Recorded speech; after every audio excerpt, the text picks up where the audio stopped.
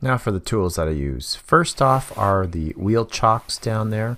I have two of them. The air hose, the air inflation tool, my impact driver, and my air compressor. Now you don't have to use the air compressor, but I use that because I find it moves things along a little bit faster. The lug nuts I can get on and off quite quickly, and the tire inflation tool is perfect to get the PSI just right and inflate the tire in just seconds. Before I used the air tools, I used to use this kind of T-wrench here, which had different socket sizes to spin the nuts off fairly quickly. And just using that is not enough to get the lug nuts off because they can be quite tight. So instead, I also used a breaker bar here, which is essentially just a long bar that the socket can attach to and gives you more leverage. And I use a very basic tire pressure gauge, and of course a torque wrench to get the lug nuts on to the proper specs. For both my cars, I use about 90 foot-pounds. I use a MotoMaster, I think it's 3-ton floor jack. I used to use the kit that comes with the car, but that's pretty unstable and I don't feel totally comfortable using that all the time, so I just purchased a floor jack. Now one last little piece, I use a tire dolly, and I've been storing my tires like this and they're fine. Some people insist that you should not be stacking your tires like this, but I've had no issues with them so far. And tire dolly just allows me to move the tires around the car without having to lift them or roll them too much. So again, work smarter, not too hard. So my compressor, what I do is once I turn it on, I plug a tool in, and there's no pressure going out to the air hose at this point. And the tank goes up to 150 psi where it shuts off, and the regulator I set to about 90 psi.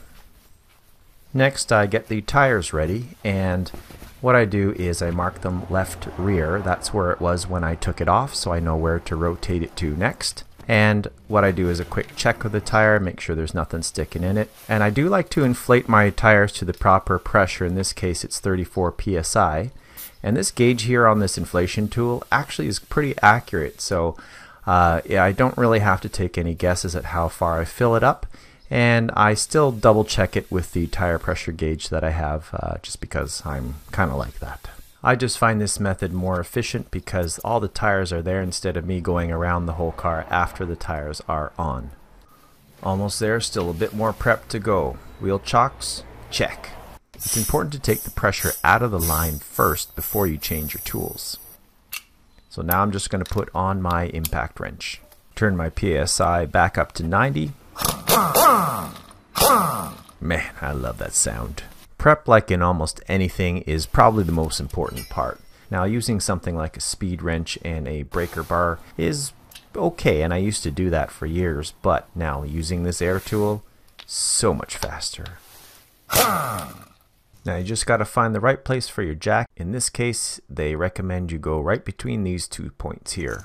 Now I'll just put my floor jack underneath here, get it into position, just give it one little pump just to make sure it's seated right in there. And it's time to loosen all the lug nuts. It's important to make sure you don't take them all the way off until you jack up the car.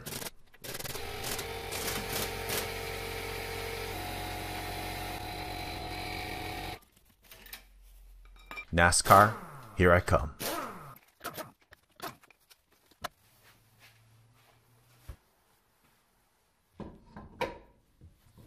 I use my foot there to prevent the wheel from tipping out. And then you tighten the bolts down in a star pattern.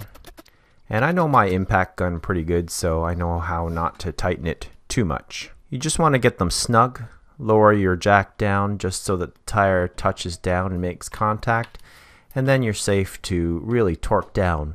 In this case, again, I do 90 foot-pounds of torque. Then I just write the position of the tire that I just took off, and for this tire it was the left front. So this is a time lapse of another tire. In this case, I do drop the car all the way down and then torque it.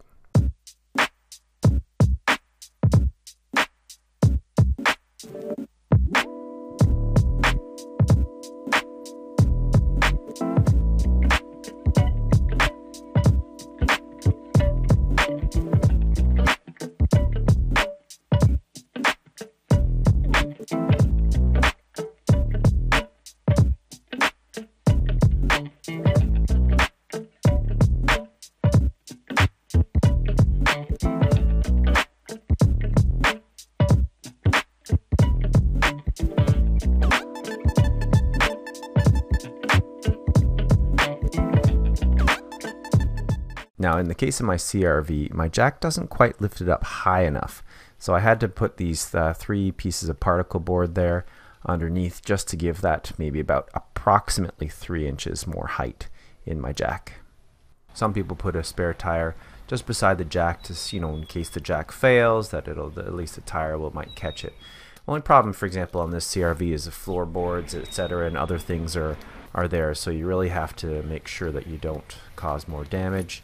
And another alternative is you could put a jack stand there just in case to try to maybe catch it on the way down. And again, I just put it in the approximate area where the frame rail is.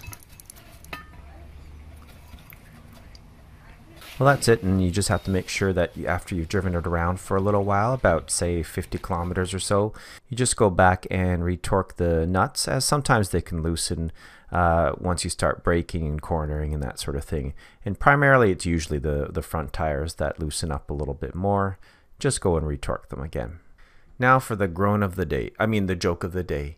Did you hear about the kidnapping at school? It's okay, he woke up. Well, thanks for watching, and I hope to see you in the next Ladybug adventure.